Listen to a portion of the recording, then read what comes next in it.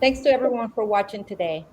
Today, we're going to hear from experts about climate change and where climate change and migration meet, and hopefully, we will learn some new things and be inspired to get active. We will also hear from people, including some right here in the city of Houston, who are already facing the fallout of climate change. Today we have with us Iris Gonzalez, who has served as the Coalition Director for the Coalition for Environment, Equity, and Resilience since November 2018. Iris has over 10 years of experience in program development, program management, coalition building, grant making, fundraising, and community engagement. So, as you can see, a vast of knowledge from our sister Iris here today. We also have with us Nicole Hernandez Hammer. Nicole is SEIU, is with SEIU, and is an expert on climate change. We will also be hearing from a member of 32BJ, Paul Jerome, and he will be joining us today as one of the security officers in the county of Broadward. I'm hoping I said that right. And I also have with us Teresa Vasquez, who is a member of SCIU Texas and a union leader. We're also very glad to have with us an activist from CEER, Dolores Mendoza, uh, fighting for homeowners who are impacted by climate change right here in the city of Houston.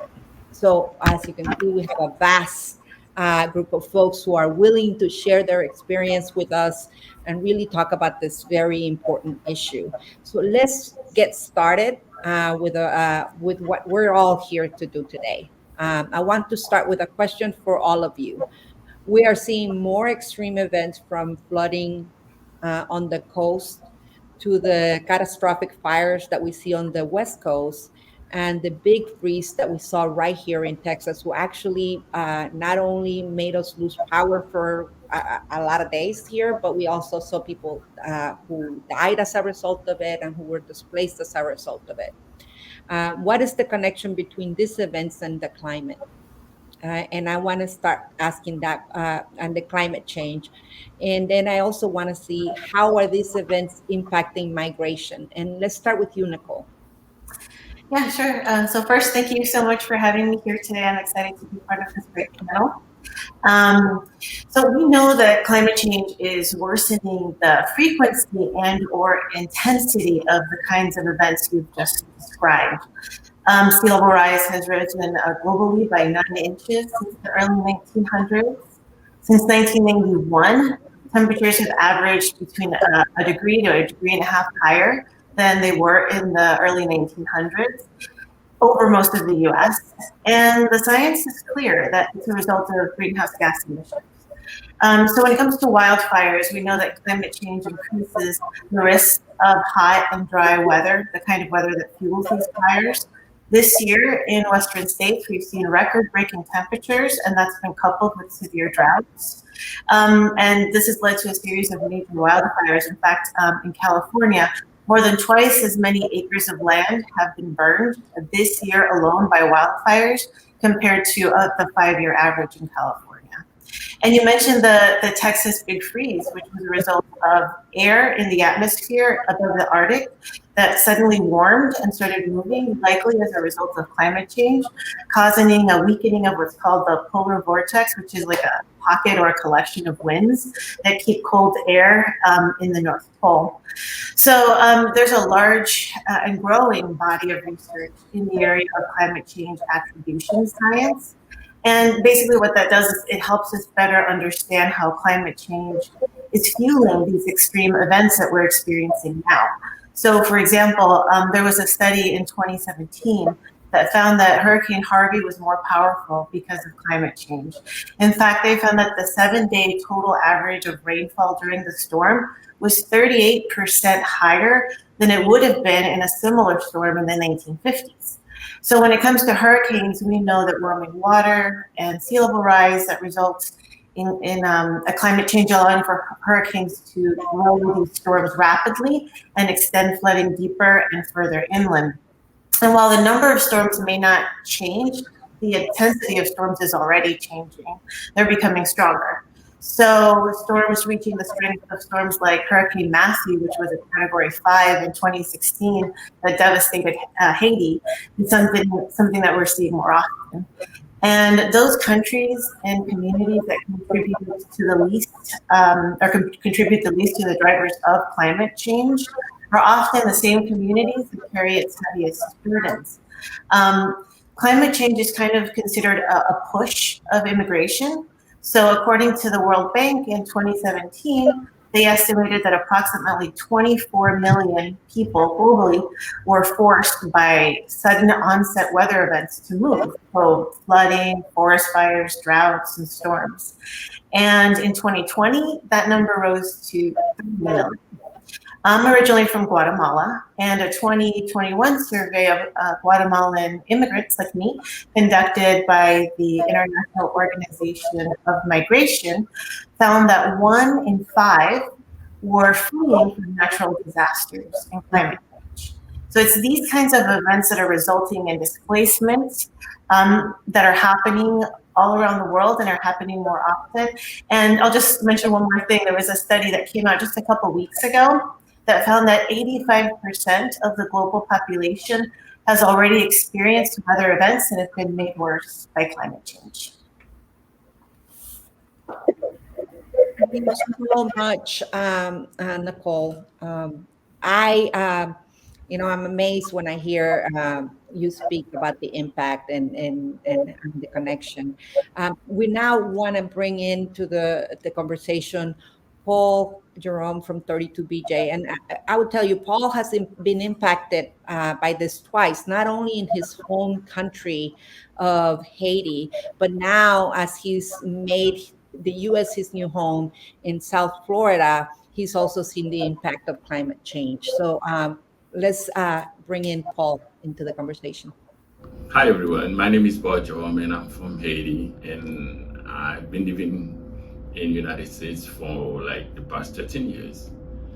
And when I was living in Haiti, I experienced many hurricanes that's damaged part of the country.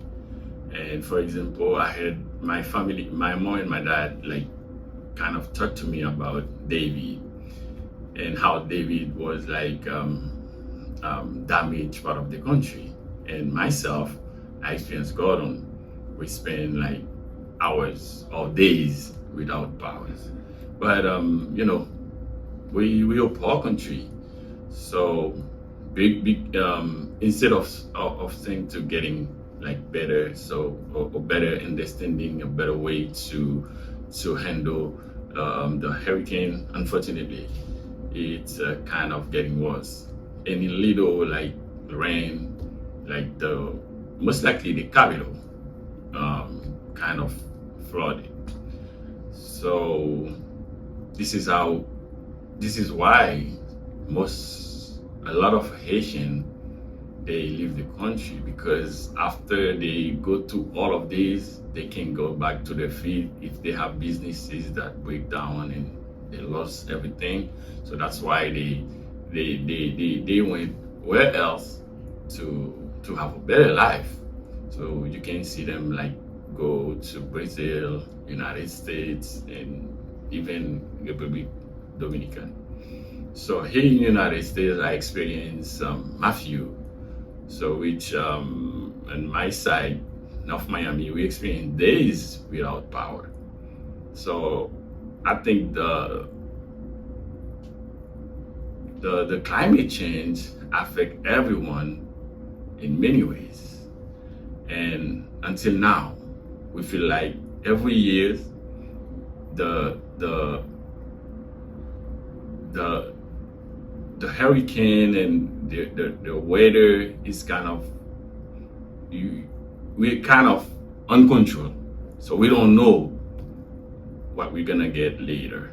We don't know how things if is thing gonna be better or worse. So that's why I pledge to everyone to do what they can to help the climate. That was a powerful video from Paul. Dolores, I know you have been impacted by the repeated flooding in Harris County. Can you share your experience with the Harris County buyout and and navigating, moving from one neighborhood to another due to the extreme weathers here in Texas and specifically in Houston? Okay. Yeah. So my name's Dolores Mendoza. Thank you guys for having me. My family is being impacted by a mandatory buyout program due to continuous flooding in my area. During Harvey, the waters were so high, you couldn't even see the street signs out in the road. They were completely covered. Some houses were covered over their roofs. We've always had flooding in our area. I've lived here my entire life. We've always had flooding, but we've never seen anything as drastic, as scary as Harvey was. Now, my family's lived in this neighborhood since 1953. We moved in. My kids are the seventh generation living in this neighborhood. In total, there are 13 of my relatives, immediate relatives, that are being, I'd say, displaced, because we are being displaced. We did not want to leave our area. This is our home. We've always lived here. So now we are part of this mandatory buyout program by Harris County in Houston, and they are basically buying our homes to create a retention pond of our neighborhood, and they are moving us all around Harris County, which is a huge, huge area. I think it's the largest county in Texas, so it's a huge area.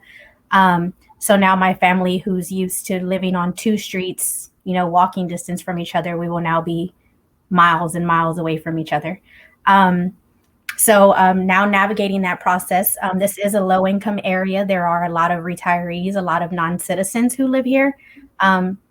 And we are now having to look for homes and, subdivisions, which we are not used to, higher tax brackets, higher homing fees, HOA fees, things of that nature that people in my area are not used to.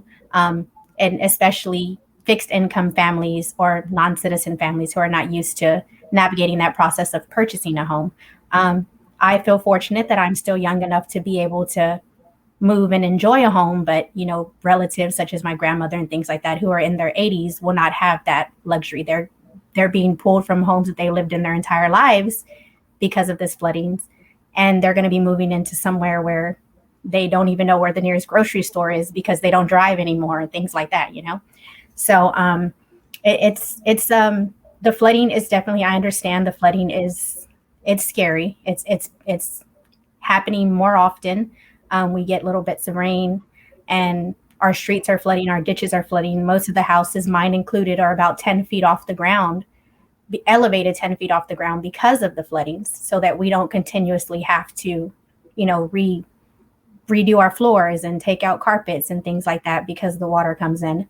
But even that has not been enough. During Harvey, I had water inside of my house, water damage inside of my house because of how high the waters were. So, it's definitely, when I was a kid, flooding was fun. It was knee deep. We were outside playing in it, Now as an adult with children of my own, during Harvey, I had to get my kids rescued by boat to get taken out. So we were stranded here on our porch after all of our kids left, my sisters and I. My brother-in-law ended up breaking the engine, or breaking the basically hot wiring a boat, so that my mom's boat, so that he could get us out of here safely. After hours after our kids were gone and street signs were barely even visible anymore at that point. And he had to go in and pick up, me, my sisters, my brother-in-laws, my cousins, who were all still stuck in here because we used the boat that came in to save us to take our kids out because there was not enough room for everybody. So, that's things like that are happening now in our area. And we understand that the buyout is necessary to move everyone to safety. But also, again, if, because we are a low income area, the county really didn't pay too much attention to our drainage system, to keeping the ditches updated, to extending the bayou, things like that. They just built newer subdivisions in our area. They built a golf course. So now all of that water, they're built at higher elevation. So now all of the water just flows down to us. So now we're being removed from our homes because of that. So it's a big thing. I'm sure it really is. It just displaces us in so many different ways. It takes people from their own communities and where they feel comfortable. And I really appreciate the work that you're doing around this specific issue, fighting for equitable buyout programs for folks who are being impacted. Thank you so much, Dolores. Thank you. I am going to turn now to our next panelists here. I want to take a moment here to say that the inhumane ways that Haitian migrants were treated at our border was un-American and wrong.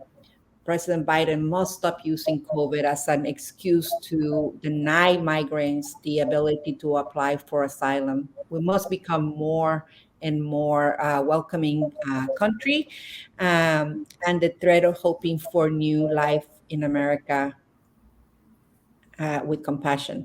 Um, and now, though, it's very important to hear from our next panelists. I apologize for that. I felt like I had to say that in the moment.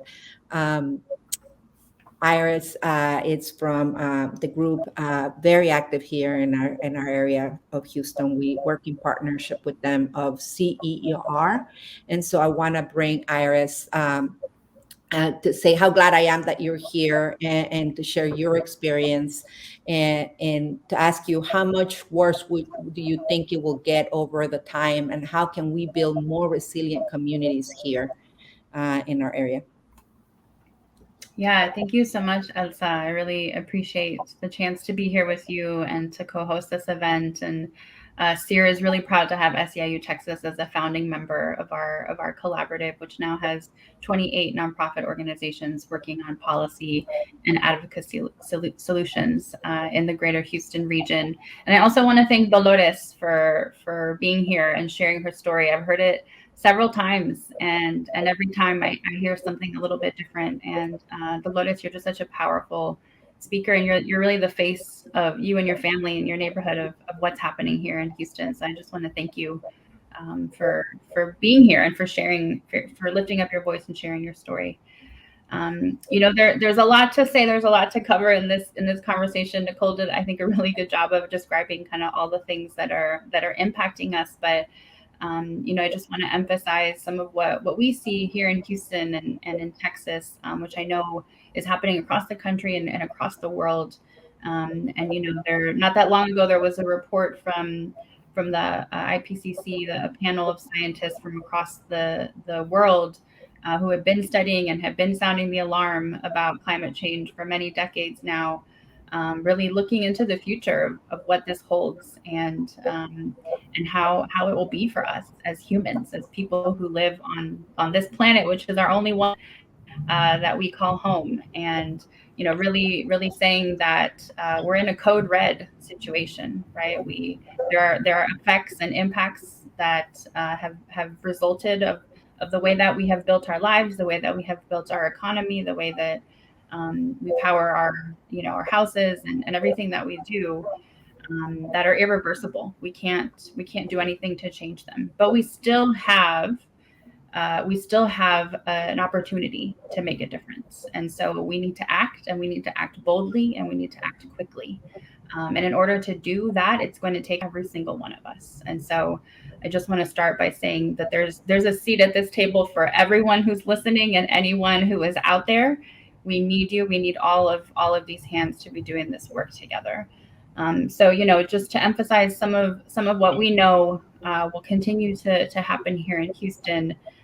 There was a climate impact assessment or a study that the city of Houston did to try to understand and look into the future, right? What does it mean to have this warming globe and to have these warming oceans, the warming Gulf of Mexico here in the Gulf South?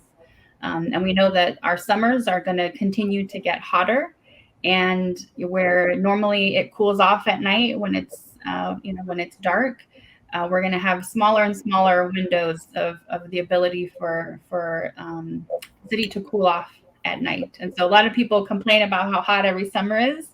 And I welcome you to think about, this is the coolest summer maybe that you will ever live, right? The trend is that it will continue to get hotter and hotter. And this is especially dangerous for people who have to work outside, folks who can't afford to run their air conditioning all day, and other people who are vulnerable.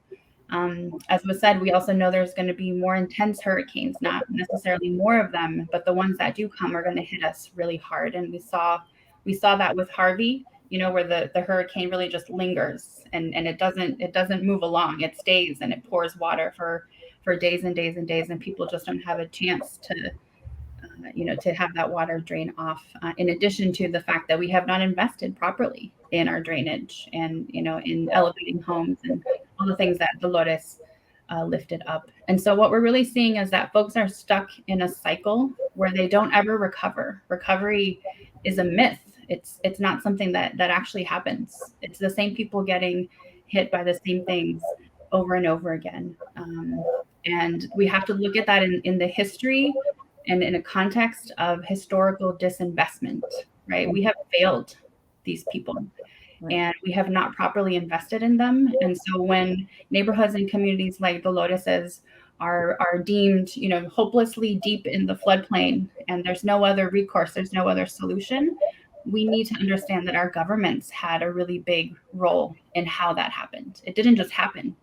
There are investments that happened around those places. And we see that there's a big inequity in how, here in Harris County, who gets bought out, who gets relocated and displaced, and then who gets a home elevation or a home replacement, right? Even when the numbers don't make sense, even when we have to pay twice what the house is worth, that's happening in higher income neighborhoods, mostly white neighborhoods, and then in communities of color and folks who are on the front lines or on the fence line, they're being bought out. They're being turned into climate migrants and climate refugees. And so we really need to examine and look at our present conditions with that historical lens before we think about what are future looking solutions look like. Thank you so much for that reflection. I think you just kind of hit what I was going to ask from the panelists, and who did you guys think was the most vulnerable around this issue of climate change? And I think you just mentioned, right? It's like communities of color, communities who are low income, and who are not getting prioritized as we start thinking about the rebuild. But I would say, but here's another question that I have. It's like, what do you guys see sort of happening in the next 10, 20, 30 years? What are our communities doing now to address these issues? Well, I can talk a little bit about the projections. I can kind of begin to talk about it now. We can maybe go into it a little bit later too, but just to say that we know that there's a certain amount of climate change impacts that are baked into the system. Iris mentioned the IPCC in the last report. And so we know that over the coming years, that these storms are going to happen, that the extreme heat is going to happen, and we need to build resilience that centers frontline and fence line communities. But we also need to realize that we have a small window of time to mitigate climate change, to avoid the worst. And that's why it's also critical as we build resilience to think about supporting legislation at local, state, and federal levels that reduce greenhouse gas emissions as well. Thank you. Iris, you want to add anything to that? Yeah, I totally agree. I mean, I think, we're talking about, especially in the Gulf South, where Texas and Louisiana share such a big part, a big slice of the pie of where petrochemical facilities are, where oil and gas industry exists, and how all of the greenhouse gases that are emitted. We play a really big role in the Gulf South for the whole nation. And so when you hear President Biden or you hear other folks talking about meeting these goals and taking advantage of that small window of time that Nicole is talking about, and participating at an international scale in meeting these goals, we can't get there if Texas and Louisiana and the Gulf South don't change the course of action that we're on right now. And so there's already communities who are fighting and mobilizing to shut down the expansion of these facilities. There are already people who are working to hold our candidates and our elected leaders accountable to these actions and to these promises that have been made. But we really need to build stronger and deeper networks of people who are organizing around this and who are putting out this vision of what a future could really look like, where we take into account the folks that have been historically overlooked and neglected and left out, and prioritize them, and where we really direct investments to communities that are hit the hardest and hit the worst, and where, you know, even when we know that buyouts and things like that are going to need to happen, that we can center human rights, right? That we can say to a family like the Mendoza family, you have 7 generations of people here. And, you know, we know that immigrants and people of color live in community. We live in a network. And so to relocate you means that we're fracturing that network and that community that you have. And so we can assign a monetary value to that. We can say, you know, you need to get a heritage benefit because of the deep roots that you have here and because of the fact that you're being relocated. And so really thinking about how all of the dollars that we have can really prioritize and live out the values that we want to see. And I'll say one more thing about money is that, you know, we need philanthropy and we need funding. I mentioned how much Texas and Louisiana have this outsized, you know, slice of the pie. They only get about 2% of funding that goes to all of the climate work that's happening across the country. And so there are a lot of funders who are drawing attention to the great work that's already begun in the Gulf South and who are telling other funders, like, no, it's not too hard and it's not too late. And it's you know, there is hope and we need to invest in this work.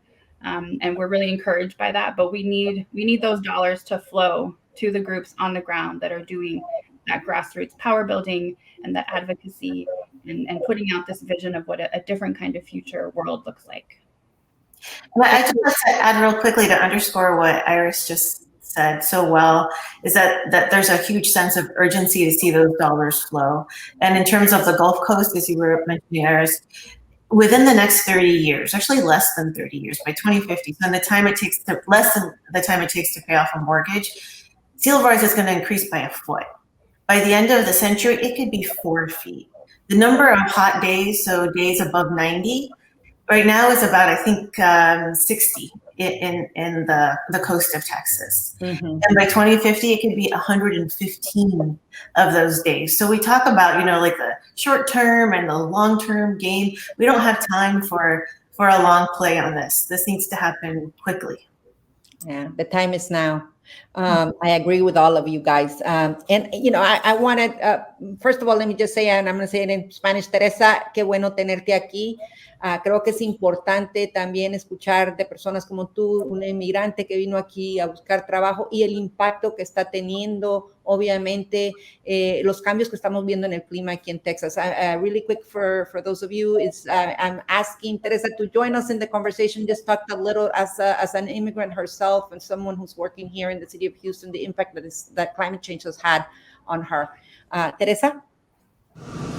Hola compañeros, pues mi nombre es Teresa Vázquez, soy trabajadora de limpieza y también soy de la Unión y líder. Ya tengo 7 años trabajando para el edificio de la 1001 de la Fanning y es impactante pues escuchar las historias de mis compañeros, ¿verdad? Aquí en Texas también el cambio climático nos ha afectado de manera muy significante y hemos tenido malas experiencias. En mi caso pasé una muy mala experiencia con el huracán Harvey, ya que y con la tormenta invernal, ¿verdad?, del mes de febrero de este año. Me vi en la situación de no poder salir de mi apartamento, ya que todo estaba inundado, el agua nos llegaba hasta la cintura, se perdieron los vehículos, se perdió todo lo de adentro de los apartamentos, todo, porque el agua llegó hasta la estufa, así de alto llegó. Y pues tuvimos que tomar riesgos, ¿verdad?, para salir a buscar alimentos para mis hijos y el agua, ¿verdad?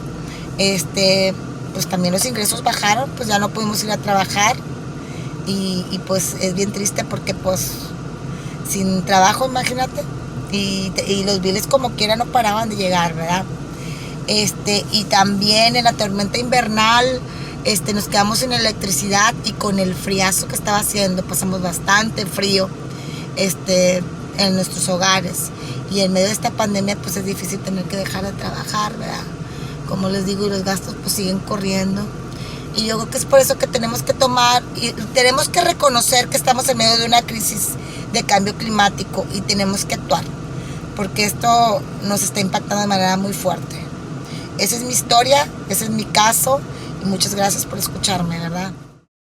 So you guys just heard from Teresa and her perspective as a worker here in the city of Houston, as a migrant here in the city of Houston, and the impact that it's just had on her. Thank you so much for sharing your experience.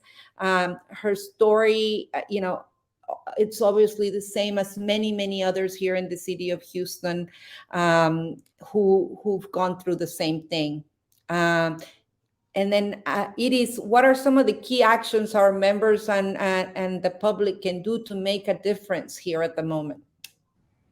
Sure. Yeah, I love this question. I think one thing that we really emphasize at SEER is how much culture change needs to happen. And, climate change is happening all across the U.S., no matter where you are. We all have lived through these, once in a lifetime climate experiences more than once in our lifetime, or more than once in even the past few years. And so it's really important to share your story and to talk about it, and to see that as a way to really influence the culture. And the good news is that the majority of people, public opinion polls show that most people are worried about global warming, and most people do want to see the president and other elected leaders do more. This is a topic that gets very politicized, but actually most of us agree that this is something we need to take seriously and we need to do more on. There was a poll that the Yale program on climate change did that also showed that 64% of people never talk about global warming with the people in their lives. And so if we're going to get good policy, if we're going to get the right pieces of legislation, if we're going to get implementation and real commitment and real results on the promises that are being made, we have to push for that. The people have to push for that, and the culture has to show that and has to push for that. So that's one thing, is to talk with everyone, share your story, be curious. I think so often when we talk about climate change, we feel like it's something that is really too big and too overwhelming, and it's easy to feel really hopeless. It's also easy to leave it to the quote unquote experts, right? To leave it to the scientists and the engineers and the people who have letters after their names. But you know what? We set public policy, and we set the direction for our future. And so we have to see ourselves as leaders and as experts. The things that we're living through, that's expertise as well. And we need that to really reach the true solutions. The other thing I would say is to make sure that you're tracking all of these conversations at the global and national and local level. I promise you that wherever you are, there is somebody, or there are several somebody's already working on this issue, and they would love to have your hands and your help, and they've got a seat ready for you at that table. And so whether that looks like, getting involved in candidate forums, or, get out the vote efforts, or connecting to electoral education events where people are asking folks who are running for office or who are seeking election, what is your platform? What are you going to do about this problem? And how can I see myself in the solutions that you're offering? So I would encourage you all to really get involved at a local level, and see how that connects to everything that's happening across the country and the world on this topic. Thank you so much. Couldn't have said that piece better myself. Look, you heard here from someone from Florida who's living in Florida and it's getting impacted. This is a problem that's going everywhere. And then you've also now heard from folks right here in the city of Houston. This is more, a question for that I have here for our friend Nicole. And just seeing sort of what do you think the link here is between places like Florida, places like Houston and California, right, who are the top three, I think, that are getting impact right now by climate change? Well, I think the states that have some of the largest and fastest growing immigrant communities are Texas, California, and Florida. So I think that's certain commonality that exists between those places. I think when it comes to like Haiti, South Florida, and Texas, those are all in what's called Hurricane Alley. And over the last decade, we've seen storms in that area become much stronger. The 2020 Atlantic hurricane season was officially the most active on record. I think there were like 14 active hurricane storms that were produced in that season. It was also the sixth season in a row with more named storms and hurricanes for 30 years. So this is a trend that, along with heat and sea level rise, is expected to continue. And I think it's important to note that climate change impacts don't happen in a vacuum, like when everything else is in order. They happen when there's political upheaval, or when people are dealing with health issues, or looking for work, or trying to make ends meet. My family and I lost our home during Hurricane Andrew and went through what the struggle of displacement is. So climate change is often called a threat multiplier, and it's especially that for immigrant communities. And that's evident in the experiences everyone has kindly shared today, and is the case for, unfortunately, millions of people in this country and across the globe. Thank you so much for saying that.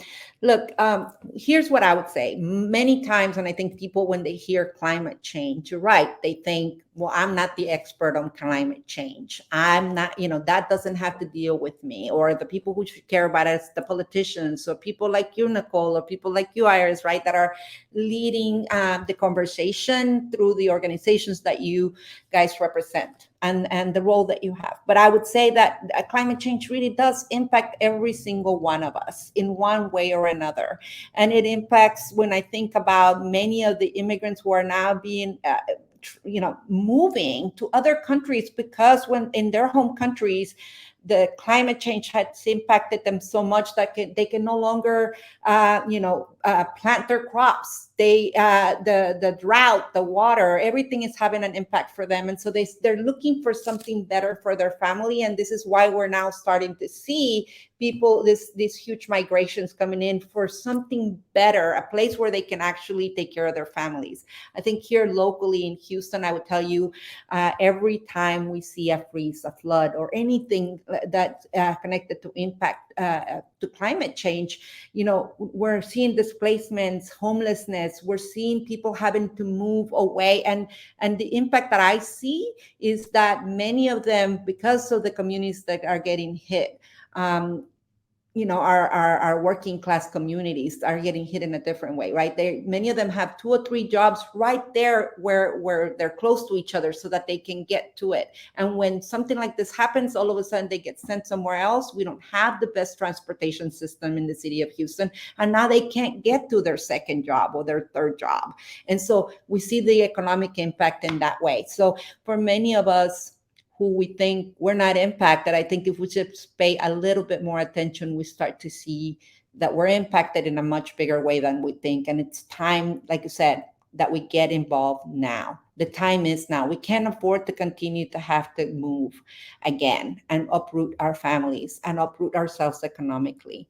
And we have to get active now. You guys just said it. We need to get active in elections. The people who make the decisions about policies around climate change and funding of how we're going to keep the programs going, or accountability to corporations who are hurting our climate, are the elected officials. And so, it's never too late. We have an election in 2022 coming up.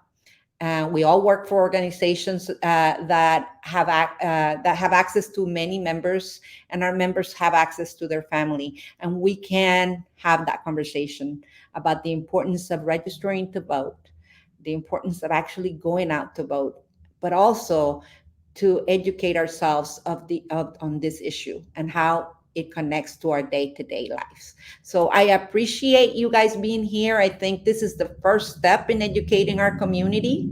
We need to have more and more of these types of events and coordinate to make sure that we can get it to the right people, the people who are going to be making decisions on who their elected leaders are, and understand why they should care about it. So thank you, all of you, for the time that you gave us today. And hopefully we'll get to do many more of these events in the future.